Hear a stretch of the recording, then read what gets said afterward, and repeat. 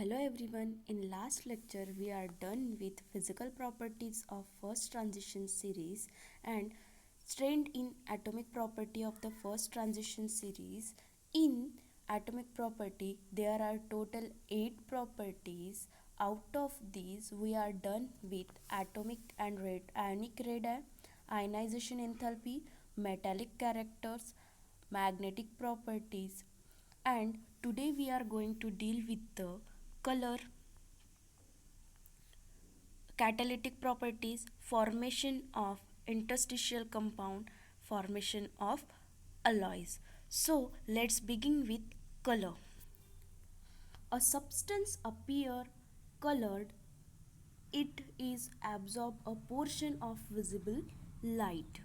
Colour दिसत आहे कारण तो सबस्टन्स हा विजिबल लाईटमधून काय करतो, पोर्शन एक ॲब्झॉर्ब करतो, ज्याची वेवलेंथ जे ॲक्सेप्टेबल असेल ती वेवलेंथ ॲब्झॉर्ब करतो आणि विजिबल लाईट ॲब्झॉर्ब केल्यामुळे आपल्याला तो काय करतो, ट्रान्झिशन एलिमेंट काय करतात, कलर शो करतात. The colour depends upon the wavelength of absorption in the visible region of electromagnetic radiations. आपल्याला माहिती आहे की स्पेक्ट्रममध्ये भरपूर सारे रिजन्स असतात, त्यापैकी आपण युजली विजिबल रिजन आणि यू व्ही रिजन यूज करत असतो. तर कलर हे कशावरती डिपेंड करतात, वेवलेंथवरती डिपेंड करते की कोणती वेवलेंथ ही ॲब्झॉर्ब होईल of visible region in of electromagnetic radiations. The ionic and covalent compound formed by the transition metals are colored. आपण पहिलेच म्हटलेलं होतं की कलर्ड जे ट्रान्झिशन एलिमेंट आहे हे काय करतात, आयनिक आणि कोव्हॅलंट कंपाऊंड फॉर्म करतात आणि आयनिक आणि कोव्हॅलंट कंपाऊंड फॉर्म केल्यामुळे ते काय करतात, ट्रान्झिशन एलिमेंट काय असतात, कलर्ड असतात. Transition element कॅटायन्स contains unpaired electrons in their d orbitals. तर कलर्ड कंपाऊंड फॉर्म होण्याचं दुसरं रिझन म्हणजे पहिलं तर आहे की विजिबल लाईट हे ते त्यातला पोर्शन काय करतात, ॲब्झॉर्ब करतात, त्यामुळे आपल्याला काय दिसतात, कलर शो होत असतं. तर कशामुळे होतं, तर ज्या डी ऑर्बिटल्समध्ये काय असतात, अनपेअर्ड इलेक्ट्रॉन्स असतात आणि त्यामुळे हे मेन रिझन आहे की ट्रान्झिशन एलिमेंट्समध्ये कलर्ड दिसत असतात. When the atoms are free or isolated the 5d orbitals are degenerate or have the same energy. आपल्याला माहिती आहे की डी ऑर्बिटल्समध्ये काय असतात, 5 सबशेल्स असतात. हे 5 सबशेल्स जे डी ऑर्बिटल्स आहेत, या डी ऑर्बिटल्समध्ये काय असतात, 5 सब डी ऑर्बिटल्स असतात. हे सब डी ऑर्बिटल्समध्ये जी एनर्जी लेवल असते ही एनर्जी लेवल ही सेम एनर्जी लेवल असतात जेव्हा तो कंपाऊंड काय असतो, जेव्हा तो एलिमेंट काय असतो, फ्री आयसोलेटेड असतो, एकटा जेव्हा असतो त्यावेळेस. बट जेव्हा तो कॉम्प्लेक्स फॉर्म करत असतो, कॉम्प्लेक्स फॉर्म झाल्यामुळे त्याच्यामध्ये जो आयन्स असतं ते मेटल आयन असते हे सराउंडेड असते. मग मेटल आयन हे सराउंडेड असते एक सॉल्व्हेंट मॉलिक्यूलसोबत किंवा लिगँडसोबत. त्यावेळेस त्याची जी एनर्जी असते ही एनर्जी जे लेवल असते ती एनर्जी लेवल काय असते, डिफरंट असते, कारण तो सराउंडेड असतो कशासोबत, सॉल्व्हेंट मॉलिक्युल्स ऑर लिगँडसोबत. यामध्ये तो फ्री ऑर आयसोलेटेड नसतो. पण जेव्हा सिंगल ॲटम असतो त्यावेळेस काय असतं, सिंगल ॲटम असताना ॲटम्स हा काय असतो किंवा सिंगल एलिमेंट असतो, तो डी ऑर्बिटल्समधलं सिंगल एलिमेंट जो असतो तो फ्री आणि आयसोलेटेड असतो. त्यावेळेस त्याची जी 5d सब ऑर्बिटल्स असतात ते काय असतात, डिजनरेट असतात आणि त्यांची जी एनर्जी लेवल असते ही एनर्जी लेवल काय असते, सेम असते. पण जेव्हा तो कॉम्प्लेक्स फॉर्म करतो तेव्हा मेटल आयन हा सराउंडेड असतो कशाशी, सॉल्व्हेंट मॉलिक्युल्स ऑर लिगँडसोबत. आणि सॉल्व्हेंट मॉलिक्युल आणि लिगँडसोबत सराउंडेड असल्यामुळे तो आयसोलेटेड नसतो आणि त्याची जी एनर्जी लेवल असते ही एनर्जी लेवल काय असते, डिफरंट असते. आपण म्हणतो आहे की जे डी ब्लॉक जो एलिमेंट्स आहे ज्याला आपण ट्रान्झिशन एलिमेंट म्हटलेलं आहे, तर ते युजली काय असतात, कलर्ड असतात. आणि एस आणि पी ऑर्बिटल्समधले जे एस आणि पी ब्लॉक्स जे आहेत ते काय असतात, कलर्ड लेस असतात usually. The surrounding molecules effect the energy of d orbitals and their energies are no longer the same. ते मॉलिक्यूल जेव्हा कॉम्प्लेक्स फॉर्म करत असतात, कॉम्प्लेक्स फॉर्म केल्यामुळे त्यांची जे सराउंडिंग असते ही मॉलिक्यूल सॉल्वंट मॉलिक्यूलसोबत आणि लिगँडसोबत असते आणि त्यामुळे त्याची जी एनर्जी लेवल असते ही एनर्जी लेवल काय असते, जास्ती वेळ सेम राहत नाही. आणि तरीही देखील principal quantum number of d orbitals काय असतं, त्याची जी एनर्जी लेवल काय प्रिन्सिपल क्वांटम नंबर काय असतं डी ऑर्बिटल्सचं हे सेम असतं. आणि the amount of energy required for transitions of electron from one d orbital to another is quite small. मग यामध्ये डी ऑर्बिटल्समध्ये अनपेअर्ड इलेक्ट्रॉन असल्यामुळे काय होतं, डी डी ट्रान्झिशन होतं. आणि डी डी ट्रान्झिशन होत असल्यामुळे आता तो डी डी ट्रान्झिशन झाल्यामुळे एका डी ऑर्बिटल्समधून दुसरं डी ऑर्बिटल्समध्ये काय होतं, एका डी ऑर्बिटल्समधून दुसऱ्या डी ऑर्बिटल्समध्ये इलेक्ट्रॉन्स काय करतात, मूव्ह करतात. आता ते मूव्ह करायसाठी आपल्याला माहिती आहे त्याला काही ना काही एनर्जी रिक्वायर्ड होत आहे. तर मग ती एनर्जी कुठून मिळत आहे, ती एनर्जी जो वेवलेंथ फ्रॉम द विजिबल रिजनमधून जी रेडिएशन्स ते ॲब्झॉर्ब करतात त्या रेडिएशन्समधून त्यांना एनर्जी रिक्वायर्ड होते, एनर्जी त्यांना प्रोव्हाइड होते. आणि एनर्जी ती प्रोव्हाइड झाल्यामुळे D D transition takes place होते. आणि ते D D transitions takes place झाल्यामुळे आपल्याला काय कलर शो करतो. As the principal quantum number of d orbitals is same, the amount of energy required for transitions of electron from one d orbitals to another is quite small. मग यांना जे energy लागत आहे ती energy कशी लागत आहे, स्मॉल अमाऊंट ऑफ एनर्जी लागत आहे. कशासाठी, डी डी ट्रान्झिशनसाठी. The small energy is required for this transition is available by absorptions of radiations having certain wavelength from the visible region. जे डी डी ट्रान्झिशन होत आहे त्या डी डी ट्रान्झिशनसाठी आपल्याला जी energy लागत आहे, डी डी ट्रान्झिशन म्हणजे एका डी ऑर्बिटल्समधून इलेक्ट्रॉन दुसऱ्या डी ऑर्बिटल्समध्ये जम्पिंग होतं आहे. ते करायसाठी ऑब्वियसली आपल्याला एनर्जी लागत आहे, म्हणजे इलेक्ट्रॉनला एनर्जी लागत आहे. तर ती एनर्जी कुठून मिळत आहे, absorption of radiations having certain wavelength from visible रिजनमधून जे रेडिएशन्स निघत आहेत त्या रेडिएशन्सला ते ॲब्झॉर्ब करतात आणि ते एनर्जी घेतात आणि ती एनर्जी घेऊन D D transition takes place होते.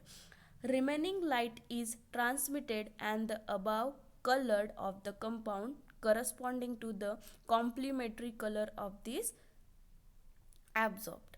मग जेव्हा ती रिमेनिंग लाईट जी असते, जे ॲब्झॉर्ब केलेले आहे रेडिएशन्स त्यामधली त्यांनी एनर्जी घेतलेली आहे आणि ते डी डी ट्रान्झिशन केलेलं आहे. आणि जे रिमेनिंग असते ती रिमेनिंग लाईट काय करतात, ते ट्रान्समिटेड करतात आणि आपल्याला काय शो होतं, करस्पॉन्डिंग कंपाऊंडचा कॉम्प्लिमेंटरी कलर शो होतो, जी लाईट त्यांनी ॲब्झॉर्ब केलेली आहे तसं. If red light is absorbed, then the transmitted light contains excess of other color in the spectrum. म्हणजे त्यांनी जर रेड लाईट ॲब्झॉर्ब केलेली असेल आणि ट्रान्समिटेड लाईट ही काय होईल, आपल्याला काय दिसेल, पर्टिक्युलर अपियर ब्ल्यू कलर, आपल्याला काय दिसणार, ब्ल्यू कलर दिसणार. जेव्हा ते एनर्जी रेड लाईट जेव्हा ॲब्झॉर्ब करत आहे आणि रेड लाईट ॲब्झॉर्ब केल्यानंतर आपल्याला काय मिळेल, blue colour. Red light absorb केलेली आहे त्यांनी, ॲब्झॉर्ब केल्यानंतर एनर्जी घेतली, डी डी ट्रान्झिशन झालं. मग ते त्या ट्रान्समिटेड लाईट जी आहे ती आपल्याला नंतर करस्पॉन्डिंग लाईट काय म्हणजे कॉम्प्लिमेंटरी कलर काय मिळेल, त्याच्यामध्ये कॉम्प्लिमेंटरी कलर आपल्याला ब्ल्यू कलर हा कॉम्प्लिमेंटरी कलर मिळेल. जेव्हा रेड लाईट ते ॲब्झॉर्ब करतील आणि ट्रान्समिटेड करतील त्यावेळेस आपल्याला कॉम्प्लिमेंटरी लाईट काय मिळेल, ब्ल्यू कलरची कॉम्प्लिमेंटरी लाईट मिळत असते. The ion having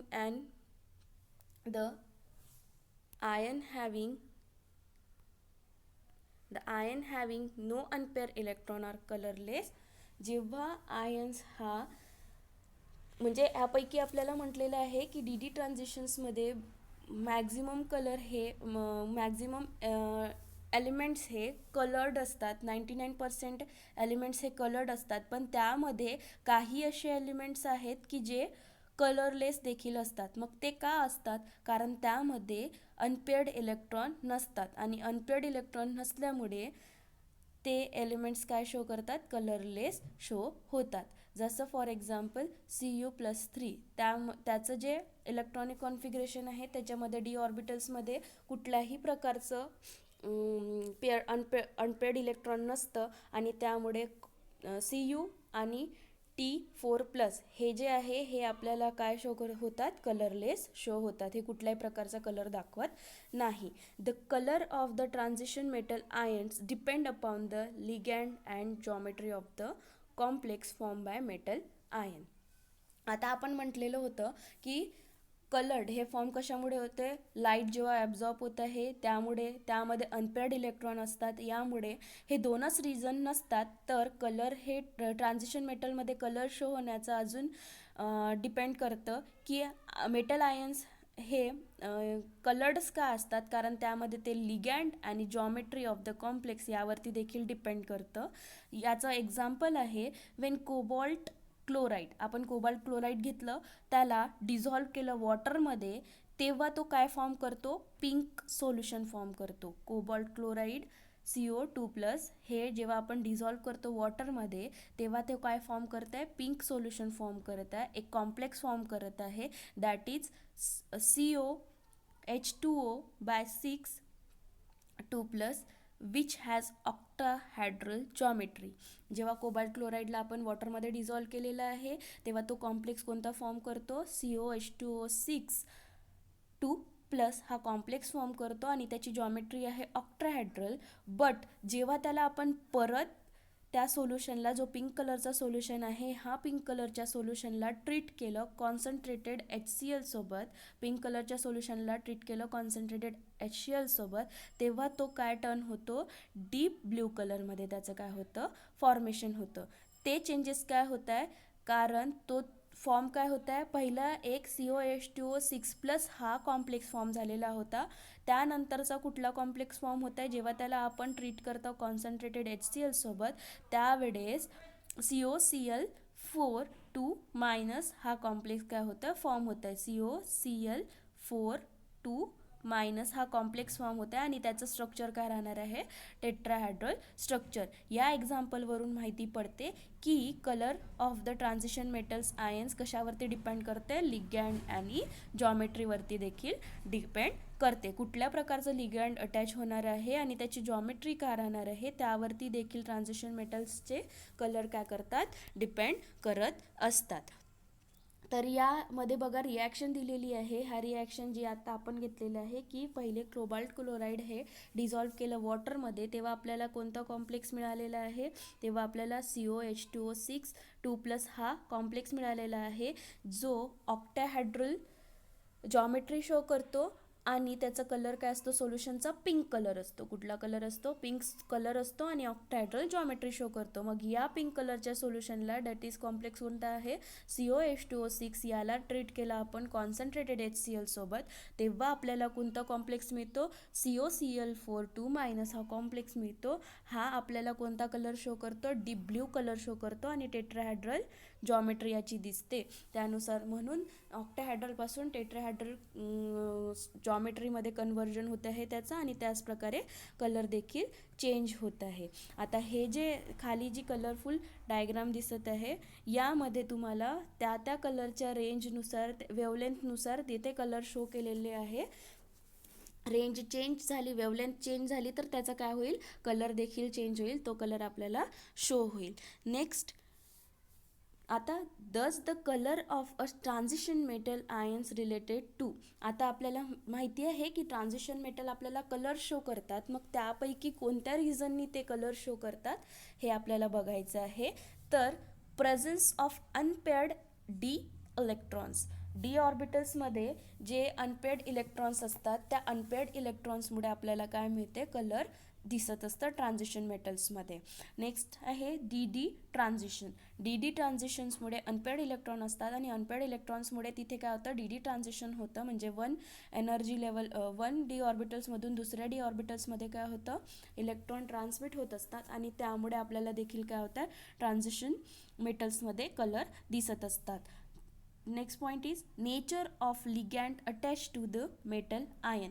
मेटल आयन्समध्ये जे लिगॅन्ड अटॅच होत आहे त्याचं नेचर कसं आहे, त्यावरती देखील डिपेंड करत आहे की आपल्याला कलर कुठला मिळत आहे. As well as geometry of the complexes of form by the metal ion. Metal ions जो कॉम्प्लेक्स फॉर्म करत आहे त्याची जॉमेट्री कशी आहे त्यावरती देखील काय डिपेंड करते की कलर्ड ऑफ ट्रान्झिशन मेटल कसं असणार आहे. टोटल 4 रिक्वायर्ड आहेत, त्यापैकी presence of unpaired D electrons, D D transition, nature of ligand attach to the metal ion आणि geometry of the complexes form by the metal ion. यामध्ये बघा table दिलेलं आहे. Colour of 3D transition metal.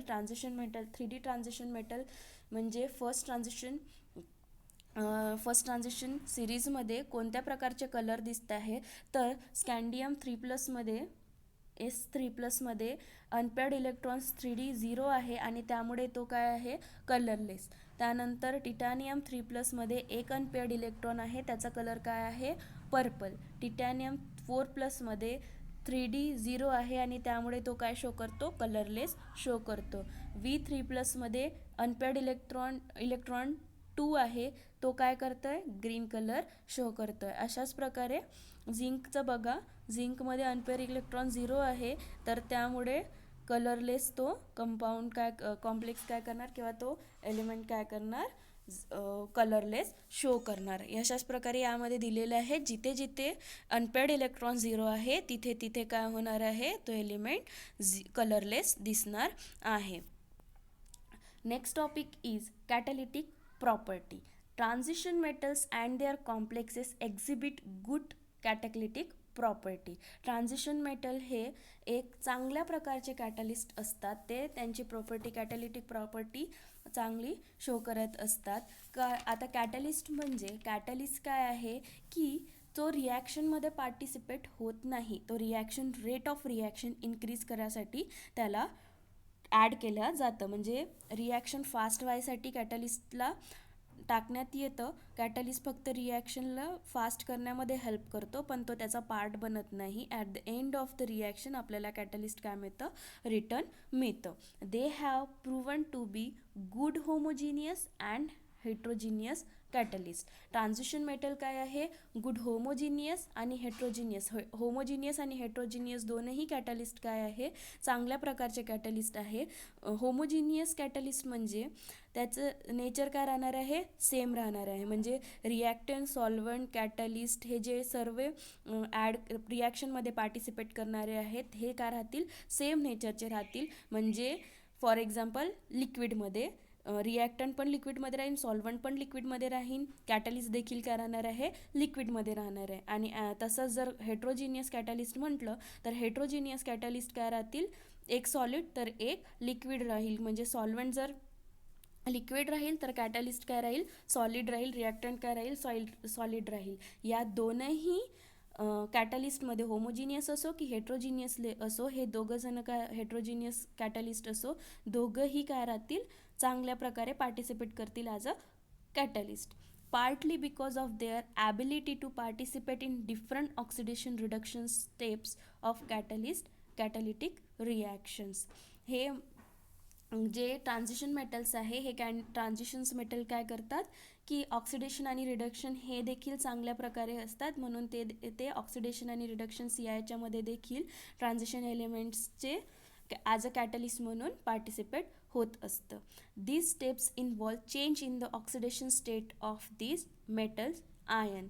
हे जे catalyst म्हणून add होतात ते स्टेप्स काय होतात ऑक्सिडेशन नंबर त्यांचे चेंज होतात आणि त्यामुळेच ते कॅटलिस्ट म्हणून यूज केल्या जातं. Compound of iron cobalt nickel palladium platinum chromium हे जे आहे हे युजली यूज्ड होतात catalyst in a number of reaction. Maximum रिॲक्शन्समध्ये ऑर्गॅनिक केमिस्ट्रीच्या रिॲक्शन्समध्ये मॅक्झिमम टाईममध्ये iron cobalt nickel palladium platinum आणि क्रोमियम हे काय ॲज अ कॅटलिस्ट म्हणून यूज्ड होतात to enhance the rate of chemical reaction. Rate of chemical reaction म्हणजे रिॲक्शन खूप फास्ट व्हायसाठी काय करतात हे कॅटलिस्ट युजली यूज केल्या जातात. कुठल्या प्रकारचे iron cobalt nickel palladium platinum. In homogeneous catalyst reaction, the metal ions participate by forming unstable intermediate. आता जे होमोजिनियस कॅटलिस्ट आहे ज्याच्यामध्ये सेम नेचर असतं त्याला आपण होमोजिनियस कॅटलिस्ट म्हटलेलं आहे. हे काय करतात, जेव्हा मेटल आयन्स हे पार्टिसिपेट करतात ॲज अ कॅटलिस्ट म्हणून, त्यावेळेस ते काय करतात, इंटरमिजिएट फॉर्म करतात. इंटरमिजिएट फॉर्म करून पार्टिसिपेट होतात रिॲक्शनमध्ये. As well as the in हेट्रोजिनियसमध्ये काय होतं की ते काय करतात, आपला सरफेस प्रोव्हाइड करतात टू रिॲक्शन पार्टिसिपेट करायसाठी, surface for the reactant to react. म्हणजे ते आपलं सरफेस देतात रिॲक्ट व्हायसाठी, आणि जसं रिॲक्शन कंप्लीट झाली तशा वेळेस ते काय करतात, कॅटलिस्ट निघून जातात. हे कशामध्ये होतं, होमोजिनियसमध्ये अनस्टेबल इंटरमिजिएट फॉर्म होत आहे, म्हणजे तो स्वतः पार्टिसिपेट होत आहे. आणि हेट्रोजिनियसमध्ये काय होतं आहे की फक्त त्याचं सरफेस प्रोव्हाइड करत आहे रिॲक्शन घ्यायसाठी. रिॲक्टंट तिथे येईल, त्याचा सरफेस घेईल, म्हणजे कॅटलिस्टचा सरफेस घेईल आणि रिॲक्ट होईल, आणि त्यानंतर तिथून तो निघून जाईल. आता काही एक्झाम्पल्स आहे कशाचे, कॅटलिस्ट प्रॉपर्टीचे. त्यातमधलं पहिलं आहे MnO2 act as a catalyst for decomposition of KClO3. म्हणजे MnO2 कॅटलिस्ट म्हणून यूज्ड होतो डिकम्पोजिशन ऑफ KClO3 साठी. In manufacturing of ammonia bye Haber process जो आहे ज्याच्यामध्ये आपण अमोनिया फॉर्म करत असतो, त्या अमोनियाच्या फॉर्मेशनसाठी MOFE हा कॅटलिस्ट म्हणून यूज केला जातो. COTH हा अलॉय यूज्ड होतो Fischer Tropsch process in the synthesis of गॅसोलिनच्या सिंथेसिससाठी CO आणि TH काय केल्या जाते, यूज केल्या जाते. कोबाल्ट आणि थोरियम अलॉय जो आहे हा गॅसोलिनच्या फॉर्मेशनसाठी ॲज अ कॅटलिस्ट म्हणून काय केलं जातं, यूज केलं जातं. फायनली इथे जे रिॲक्शन दिलेले आहे इथिलीन, याचे जे रिडक्शन्स आहे इथिलीनचं जे रिडक्शन्स आहे त्या रिडक्शन्समध्ये देखील आपल्याला काय होतं, त्या रिडक्शन्ससाठी आपल्याला काय यूज लागतं, निकेलचं यूज लागतं. त्यामध्ये nickel form by the reduction of heated oxide in hydrogen is an extremely coefficient catalyst in hydrogenation of ethene to ethane. Hydrogenation of ethene आपल्याला काय करायचं असते, इथेन जेव्हा फॉर्म करायचं असते हायड्रोजिनेशन ऑफ इथिनचं, तर त्यावेळेस आपल्याला काय 140 डिग्री सेल्सिअस टेम्परेचर लागतं, आणि त्यातल्या त्यात 140 डिग्री सेल्सिअस टेम्परेचरसोबत आपल्याला काय लागत आहे, निकेल एक कॅटलिस्ट लागत आहे. निकेल जेव्हा कॅटलिस्ट आपण यूज करू त्यावेळेस आपल्याला काय मिळणार, इथिनपासून इथेन मिळणार. इथे एक रिॲक्शन दाखवलेली आहे CH2 डबल बॉन्ड CH2, आणि आपण काय करतो, हायड्रोजिनेशन करत आहोत त्याचं. निकेल काय लागत आहे, कॅटलिस्ट लागत आहे, त्यावेळेस आपल्याला काय मिळणार आहे, इथेन मिळणार आहे. हे 4 एक्झाम्पल्स झालेले आहे. कशाचे 4 एक्झाम्पल्स आहे की कुठल्या कॅटलिस्टनुसार तुम्हाला मिळत आहे त्यावेळेस. ॲज वेल ॲज आपल्याला हायड्रोजिनेशन्स ऑफ जे निकेल आहे हे कॅटलिस्ट म्हणून कशामध्ये यूज होतं, हे की इडिबल ऑइल्स जे असतात, इडिबल ऑइल्सचं कन्वर्जन होतात सॉलिड फॅट्समध्ये for the production of margarine. तर त्यावेळेस काय होतं आहे, त्यावेळेस देखील आपल्याला काय लागत आहे, निकेल हा ॲज अ कॅटलिस्ट म्हणून मेटल लागत आहे. हायड्रोजिनेशन्सची जे प्रोसेस आहे, हायड्रोजिनेशनच्या प्रोसेसमध्ये युजली तुम्हाला काय लागणार आहे, निकेल ॲज अ कॅटलिस्ट म्हणून लागणार आहे. Next example is in the contact process of industrial production of sulphuric acid, sulfur dioxide and oxygen from the air react reversibly over a solid catalyst of platinized asbestos.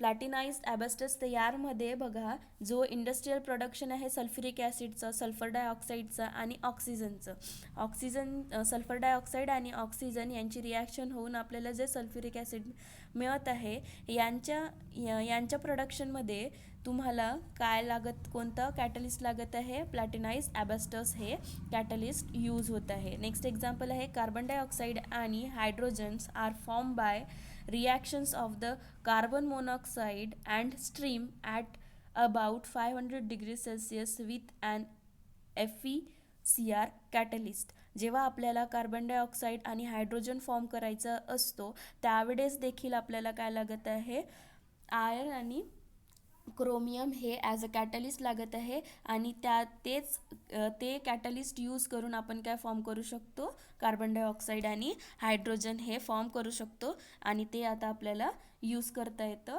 लॅबमध्ये. Next topic is formation of interstitial compound. Interstitial compound form करायसाठी देखील आपल्याला transition मेटल्सची गरज असते.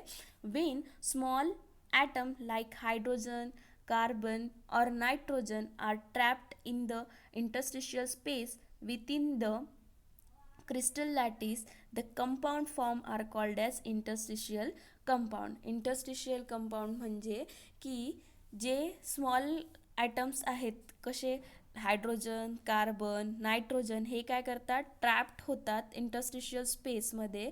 Crystal lattice जे आपण solid स्टेटमध्ये शिकलेलं आहे, त्या क्रिस्टल लॅटिसच्या जो स्पेस असतात त्या क्रिस्टल लॅटिसच्या स्पेसमध्ये स्मॉल ॲटम्स काय होतात, ट्रॅप्ड होतात आणि त्या ट्रॅप्ड झालेल्या इंटरस्टिशियल स्पेसमध्ये ट्रॅप झालेल्या ॲटम्सला आपण काय म्हटलेलं आहे, इंटरस्टिशियल कंपाऊंड म्हटलेलं आहे. समटाईम्स सल्फाईड आणि oxide are also trapped in the crystal lattice of transition element. तर फक्त हायड्रोजन, कार्बन, नायट्रोजनच ट्रॅप होत नाही, तर काही वेळेस सल्फाईड आणि ऑक्साईड देखील काय होतील, क्रिस्टल लॅटिस ऑफ ट्रान्झिशन एलिमेंटमध्ये काय होतात, ते ट्रॅप्ड होतात.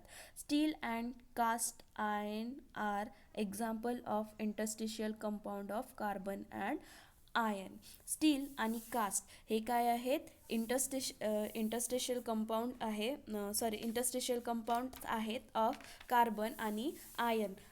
आयर्नमध्ये जे क्रिस्टल लॅटिस स्पेस असते, त्या इंटरस्टिशियल स्पेस असते क्रिस्टल लॅटिसची, त्यामध्ये काय कार्बन काय होतो, फिक्स होतो, कार्बन ट्रॅप्ड होतो आणि कार्बन ट्रॅप्ड झाल्यामुळे स्टील आणि आपल्याला कास्ट मिळते. आणि स्टील आणि कास्ट हे डिपेंडिंग असते कार्बनचे किती पर्सेंटेज हे ट्रॅप्ड झालेल्या आयर्नमध्ये. Due to the presence of carbon the malleability and ductility of iron is reduced while the tenacity increases. तर त्यामध्ये कार्बन प्रेझन्स असल्यामुळे त्याची काय होते, malleability and ductility of iron काय होते, रिड्यूस होते आणि त्यामुळे जे कोरिजन असतं किंवा रस्टिंग असतं आयर्नचं, हे रस्टिंग होत नाही. यामध्ये बघा, जे क्रिस्टल लॅटिस आहे ते क्रिस्टल लॅटिसमध्ये काय होतं की कार्बन, हायड्रोजन आणि नायट्रोजन हे काय होतात, त्या स्पेसमध्ये, जे स्पेस असते त्या स्पेसमध्ये ट्रॅप्ड होतात आणि ट्रॅप्ड झाल्यामुळे त्यांच्यामध्ये काय होतं, काय फॉर्म होतं, एक वेगळं आपल्याला इंटरस्टिशियल कंपाऊंड मिळत असतं. Some properties of interstitial compound. इंटरस्टिशियलच्या काही प्रॉपर्टीज आहेत, त्या प्रॉपर्टीज बघा. म्हणजे आपल्याला जेव्हा इंटरस्टिशियल कंपाऊंड मिळत असतो, त्या इंटरस्टिशियल कंपाऊंडमध्ये कुठल्या प्रकारच्या प्रॉपर्टीज आहेत ते बघूया आपण. They are hard and good conductors of heat and electricity. Already जो ट्रान्झिशन मेटल आहे ते मेटल्स असल्यामुळे ते हार्ड आणि गुड कंडक्टर्स असतात, पण यामध्ये इंटरस्टिशियल कंपाऊंडमध्ये आणखीन कुठले ॲड होत आहेत, ॲटम्स ॲड होत आहेत, तर ते काय शो करतात, मोर हार्ड आणि more good conductors of heat and electricity. Their chemical property are similar to the parents metal. जो पॅरेंट्स मेटल आहे, फॉर एक्झाम्पल आपण स्टील आणि कास्ट बनवलेलं आहे. स्टील आणि कास्ट कशापासून बनवलेलं आहे, आयरन आणि कार्बनसोबत बनवलेलं आहे. म्हणजे आयरनमध्ये जे लॅटिस स्पेस असते त्यामध्ये काय ॲड झालेलं आहे, कार्बन हा ॲड झालेला आहे आणि आपल्याला स्टील आणि कास्ट मिळालेलं आहे. तर त्याची जी केमिकल प्रॉपर्टीज आहे, कशाची, स्टील आणि कास्टची केमिकल प्रॉपर्टी ही कशाशी रिलेटेड राहणार आहे, आयरनशी रिलेटेड सिमिलर राहणार आहे. Their melting points are higher than the pure metal. म्हणजे आयरन स्टीलचा जो मेल्टिंग पॉईंट राहणार आहे हे आयरनपेक्षा काय राहणार आहे, जास्त राहणार आहे. Their densities are less than the parent metal. आणि त्यांची डेन्सिटी पॅरेंट मेटलपेक्षा काय राहतील, कमी राहणार आहे. म्हणजे स्टीलची डेन्सिटी ही कमी राहणार आहे आयरनपेक्षा. The metallic carbides are chemically inert and extremely hard as a diamond.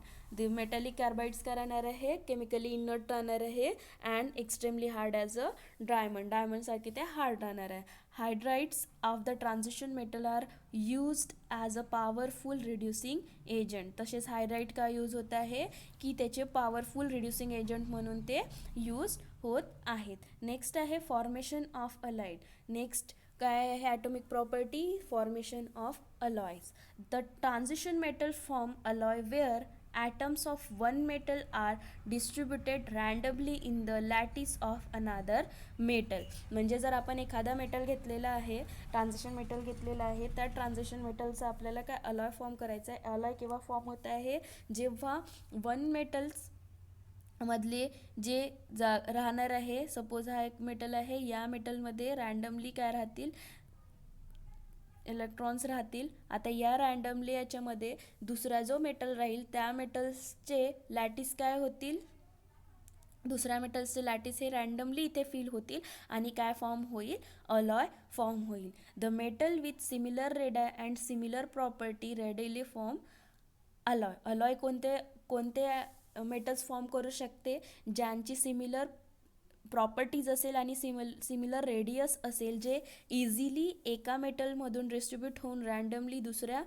मेटलमध्ये fixed होऊ शकतील, असेच काय करतात, अलॉय फॉर्म करू शकतात. अलॉय किती प्रकारचे आहे, alloy are classified into ferrous and non ferrous. Alloy are classified into ferrous on non ferrous. मग आता फेरस कोणते आणि नॉन फेरस कोणते. Ferrous alloy have atoms of other element distribute randomly in atom of iron in the mixture. Ferrous म्हणजे आपल्याला माहिती आहे, आपण फेरस म्हणजे आयर्न. मग फेरस अलॉयमध्ये हमखास काय राहणार आहे, आयन्स राहणार आहे. मग फेरस ॲटम कोणाला म्हणू, अशा फेरस अलॉय कोणाला म्हणू, अशा अलॉयला की ज्यामध्ये मेन काय राहणार आहे, आयर्न राहणार आहे आणि आयन्समध्ये दुसरे ॲटम्स त्या आयरन्सच्या मिक्सचरमध्ये दुसरे ॲटम्स काय राहतील, डिस्ट्रीब्युटेड रँडमली राहतील, त्यांना आपण काय म्हणू, ferrous alloy. As the percentage of iron is more they are term ferrous alloy.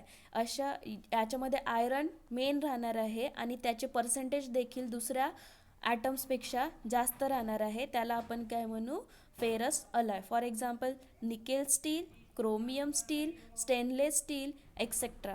Nickel स्टीलमध्ये, क्रोमियम स्टीलमध्ये, स्टेनलेस स्टीलमध्ये काय राहणार आहे, आयरन राहणार आहे आणि 2% त्यामध्ये कार्बन राहणार आहे. 2% कार्बन आणि मॅक्झिमम म्हणजे 98% काय राहणार आहे, आयरन राहणार आहे आणि 2% कार्बन राहणार आहे. असे फॉर्म होऊन काय मिळतील आपल्याला, फेरस अलॉय. आता नॉन फेरस अलॉय म्हणजे ज्यांच्यामध्ये आयरन राहणार नाही असे, पण बाकीचे ट्रान्झिशन मेटल मिळून तुम्हाला काय मिळेल, अलॉय मिळेल, अशाला आपण काय म्हणलेले आहे, नॉन फेरस म्हटलेलं आहे. Non ferrous alloy are form by mixing atom of transition metal other than iron with a non-transition element. Example, brass, which is an alloy of copper and zinc. Ferrous and non-ferrous alloy are of industrial importance. आता बघा, फेरसमध्ये आपण काय म्हटलेलं आहे, maximum percent आयरनचे राहणार आहे आणि त्याच्यामध्ये जो दुसरा रँडमली डिस्ट्रीब्युटेड जो ॲटम राहणार आहे, हा रँडमली डिस्ट्रीब्युटेड ॲटम जो असतो तो कमी पर्सेंटचा असतो. जसं निकेल स्टील घेतलेला, क्रोमियम स्टील घेतलेला आहे, स्टेनलेस स्टील घेतलेला आहे, यामध्ये 2% काय राहणार आहे, कार्बन राहणार आहे. तर नॉन फेरस अलॉय कोणाला म्हणता येईल, mixing of transition atom other than the iron. Iron व्यतिरिक्त दुसरे हे मिक्सिंग ॲटम, ट्रान्झिशन मेटल्सचे मिक्सिंग ॲटम राहतील, त्याला काय म्हटलेलं आहे, नॉन फेरस अलॉय म्हटलेलं आहे. जसे की ब्रास हा कशाचा बनलेला आहे, कॉपर आणि झिंकचा. MCQमध्ये विचारू शकतं, ब्रास कशाचा अलॉय आहे, कॉपर आणि झिंकचा. फेरस आणि नॉन फेरस अलॉयला खूप मोठी इम्पॉर्टन्स आहे इंडस्ट्रियल लेवलमध्ये. त्यामध्ये आपण बघूया आता की युजेस ऑफ अलॉय, अलॉयचे काय यूज राहणार आहेत ते बघूया. Bronze are alloy of copper and in its tough and strong and corrosion resistance. म्हणजे जो ब्रॉन्झ आहे हा ब्रॉन्झ अलॉय कशाचा बनलेला आहे, कॉपरचा अलॉय बनलेला आहे. आणि हा त्याची जी प्रॉपर्टी आहे ही जास्त स्टफ असतो, स्ट्रॉंग असतो आणि त्याचं कोरिजन होत नाही, तो रस्ट होत नाही. आणि त्यामुळे तो यूज कशासाठी होतो, making statue, medals and trophies बनवण्यासाठी, स्टॅच्यू बनवण्यासाठी ब्रॉन्झ हा यूज केला जातो. Cupro nickel and alloy of copper and nickel. Copper and निकेलचा जो अलॉय आहे तो कुप्रा आणि निकेल हा अलॉय आहे. हा यूज केला जातं machinery part of and marine ships, boats आणि मराईन शिप्सचे जे मशिनरी पार्ट्स आहे ते बनवण्यासाठी कुप्रा निकेल काय केलं जातं, यूज केलं जातं, कारण ते इझिली कोरिजन होत नाही. त्यामुळे त्यामधलं एक्झाम्पल आहे म्हणजे मशिनरी पार्ट्स कशाचे, मराईन शिप्सचे किंवा बोट्सचे. त्यामधला मशिनरी पार्ट आहे मराईन कंडेन्सर ट्यूब फॉर्म करायसाठी कशाचं यूज केलं जातं, कुप्रा निकेल या अलॉयचं यूज केलं जातं. Stainless steel are used in the constructions of the outer fuselage of ultra high speed एअरक्राफ्टचा जो फ्युजलेज आहे हे यूज करण्यासाठी स्टेनलेस स्टील यूज केलं जातं. स्टेनलेस स्टील तसंही आपण आपल्या घरी देखील यूज करतो बरेचशा ठिकाणी. नंतरचा एक यूज आहे अलॉईसचा, nichrome and alloy of nickel and chromium. Nichrome कशाचा अलॉय आहे, निकेल अँड क्रोमियम. याचं रेशो आहे 80:20, म्हणजे निकेल 80% राहणार आहे, क्रोमियम 20% राहणार आहे. And has been develop specifically for gas turbine engine form करायसाठी निक्रोम हा अलॉय लागतो. Titanium alloy which stand straight up to high temperature and are used for the ultra high speed flight, fireproof buffets and exhaust shrouds. ते titanium alloy हा आपल्याला हाय टेम्परेचरवरती use केलं जातं, high speed for flights वगैरेला use केलं जातं. हे जे आहेत हे यूज आहेत कशाचे, अलॉयजचे. हे तुम्हाला विचारू शकते 2 मार्कासाठी, युजेस ऑफ अलॉय, किंवा यामधनं तुम्हाला MCQs देखील विचारू शकतात. I hope all things are clear to you. Thank you class.